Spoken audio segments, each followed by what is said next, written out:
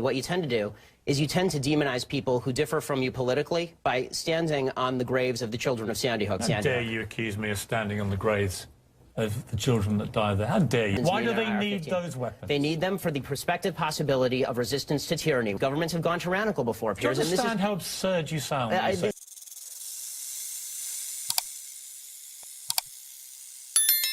Welcome to Rattlesnake TV, guys. I'm your host, Jake the Rattlesnake, and today I'm going to be breaking down the debate between Ben Shapiro and Piers Morgan regarding gun laws. This is one from 2013, so it's a little bit old, but this is probably the interview that launched Ben Shapiro into cultural superstardom, and in my opinion, one of the greatest smackdowns of a mainstream media journalist that you could ever wish to see. For the UFC fans out there, if this was a UFC fight, it would be Jorge Masvidal versus Ben Askren. Ben Shapiro comes out and just lands a knockout blow from the jump. Now, what's interesting about this is that generally when Piers Morgan debates people, he is always the aggressor. He's always on the front foot, asking them a barrage of questions, interrupting them all the time, making inflammatory statements, logical fallacies, and all the rest. But what Ben Shapiro does here, which is quite brilliant, is he came in with the game plan of throwing the first punch. He didn't come in there and try and be polite and try and play Piers's game. He came in there guns blazing and went toe-to-toe with Morgan, who's normally a conversational bully. So with that, guys, let's get into the clips. My next guest has strong words for me. He says, I'm off the rails on guns in America. Ben Shapiro. Look at that face. He's nothing short of adorable. He looks like he's just completed his bar mitzvah. You don't want to debate him. You just want to squeeze his cheeks. It's no wonder Piers Morgan was thrown off by the way that this debate starts. He's editor-at-large at Breitbart.com and the author of Bullies, How the Left's Culture of Fear and Intimidation Silences Americans. So why am I off the rails, Mr. Shapiro? You know, honestly, Piers, you've kind of been a bully on this issue because what you do, and I've seen it repeatedly on your show, I watch your show, and I've seen it repeatedly, what you tend to do is you tend to demonize people who differ from you politically by standing on the graves of the children of Sandy Hook. Saying they don't seem to care enough about the dead kids. If they cared more about the dead kids, they would agree with you on policy. I think we can have a rational political conversation about balancing rights and risks and rewards of all of these different policies, but I don't think that what we need to do is demonize people on the other side as being unfeeling about what happened in Sandy Hook. How dare you accuse me of standing on the graves of the children that died there? How dare you? I've seen you do it repeatedly, Piers. Like I say, how dare you? I mean, you can keep saying that, but you've done it repeatedly.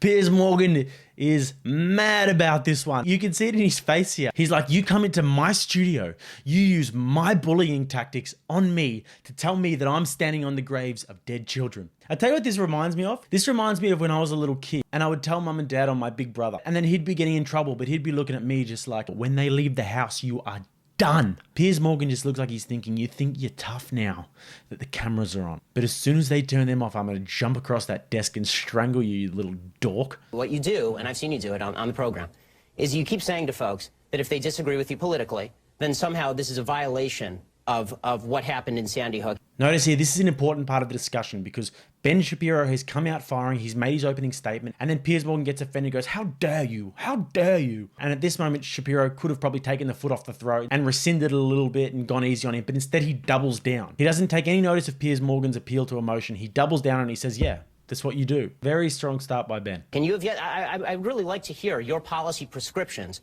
for what we should do about guns. Because you say that you respect the Second Amendment, and you know, I brought this here for you so that you can read it. It's the Constitution.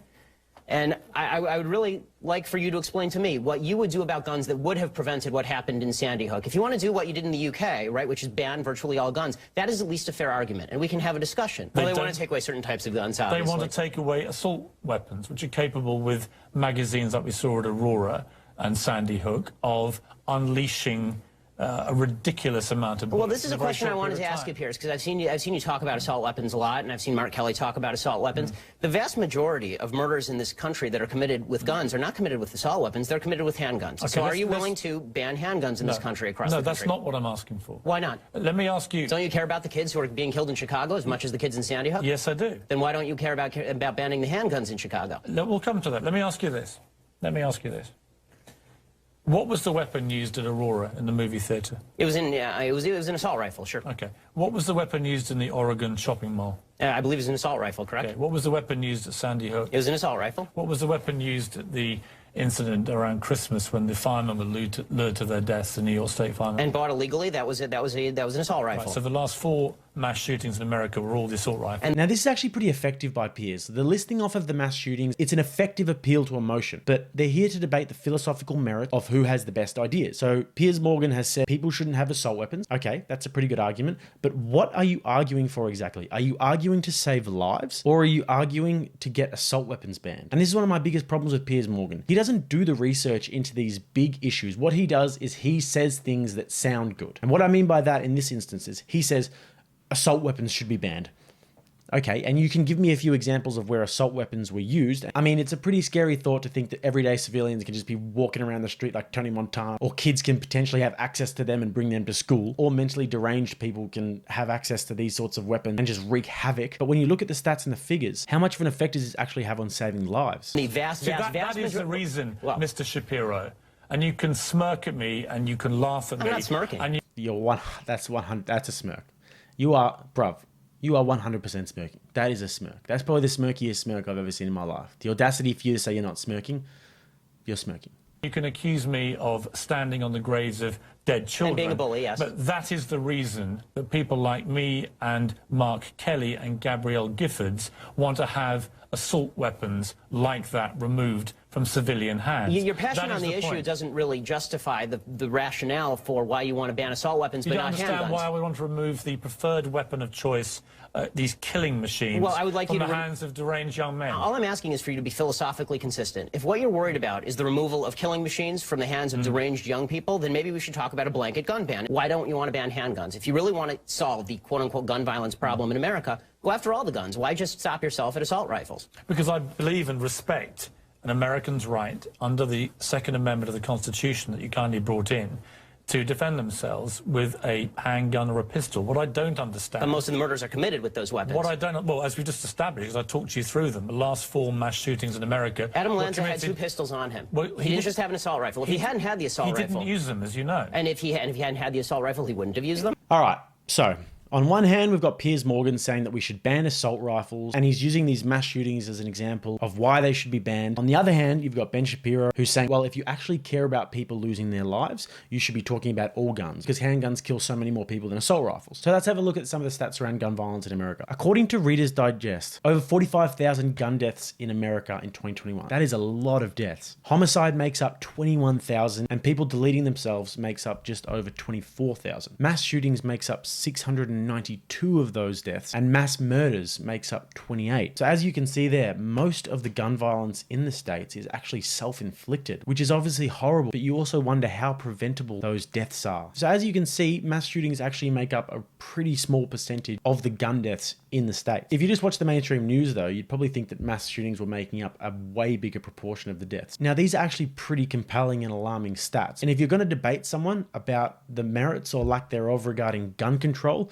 these are the sort of stats you should probably be bringing to the table. This is from 2021, mind you, so it's very recent data. So as this Reader's Digest graphic shows, there's 81.4 million gun owners in the United States and 234.9 million drivers. We've got 45,000 gun deaths and 43,000 car deaths. Next graphic shows that 1,449 people have been killed from mass shootings between 1966 and 2020. 1,449 from mass shootings, and it says in 2021, 692 people were killed. So if those statistics are correct, then there's been a drastic increase in mass shootings. The next graphic shows murders in America. Now, 45.7% of those murders involve handguns. 23.9% are firearms unknown, and then just 2.6% are assault rifles. That just goes to show that in terms of gun violence and reducing deaths via gun violence, the banning of assault weapons would only put a tiny dent in it. Moving on to the next segment of the debate now. What I haven't heard is one coherent reason why any civilian in America needs an AR-15 military-style assault weapon. Tell me why you need one. I told you why the general population of America, law-abiding citizens, why do they need those weapons? They need them for the prospective possibility of resistance to tyranny, which is not a concern today. It may not be a concern tomorrow. Where are you expecting the tyranny to come from? It could come from the United States, because governments have gone tyrannical before. Do you understand how absurd you sound? Now, from the 2022 lens, if you watch that clip, you might think, it hasn't really aged so well for Piers Morgan, because if you've been alive over the last few years and you've witnessed what's happened in Western countries, then you'll see that Ben Shapiro's argument has become more and more relevant as the years have gone by. But let's give Piers Morgan the benefit of the doubt here. That was then, this is now. Surely the last few years was a lesson for Piers, and he managed to change his tune a little bit. Cases surged across the UK, so does the misinformation from COVID deniers and anti-vaxxers. So should those who spread anti-vax misinformation be prosecuted? You either have the jab or you don't go to work.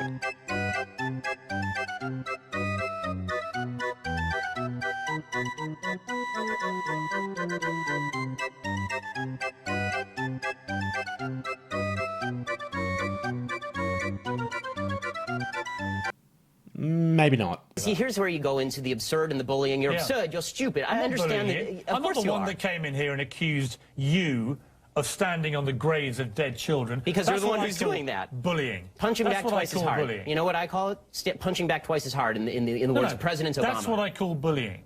And this is astonishing.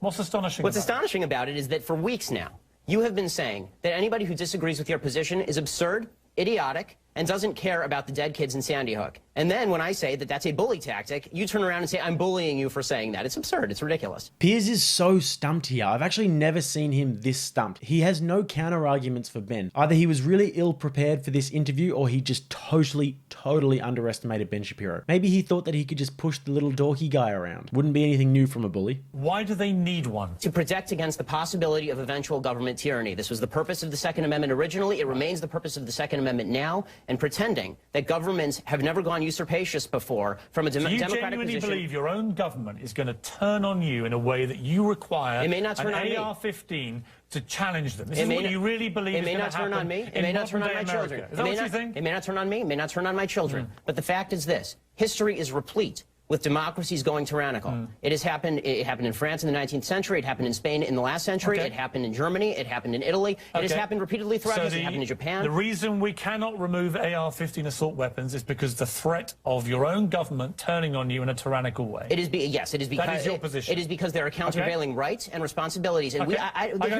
Now, for the sake of the argument, let's talk about the Nazis, and let's talk about what happened in Germany. Ben Shapiro makes a great point. I fear the possibility of a tyranny rising in this country in the next 50 to 100 years. Let me tell you something, Piers. The fact that my grandparents and great-grandparents in Europe didn't fear that is why they are now ashes in Europe. So this kind of leftist revisionist history, where there's never any fear of democracy going usurpacious or tyrannical, is just that. It's fictitious. After World War I, when the German monarch fell, the Weimar Republic had an innovative constitution. They allowed for broad representation and for all Germans to have a vote. But this was obviously also a very tumultuous time for Germany, because the Treaty of Versailles, which was incredibly humiliating for the country, forced them to pay a lot of indemnities to the Allied forces, which completely bankrupted the country. This time of unrest in the country led to the slow rise and then the eventual prominence of the National Socialist Party, or the Nazis. Now, in 1932, the Nazis became the leading party in the German parliament. They were campaigning on bringing back the greatness of Germany and taking revenge on Britain and France for the Treaty of Versailles. And then the next year, an arsonist attempted to burn down the German parliament house, or the Reichstag, which Hitler and the Nazi party then used as a pretext to seize full dictatorial control of Germany. And then over the next 12 years, they obviously completely dismantled the political establishment. They implemented one of the worst genocides in human history, which is obviously the Holocaust, and they started the bloodiest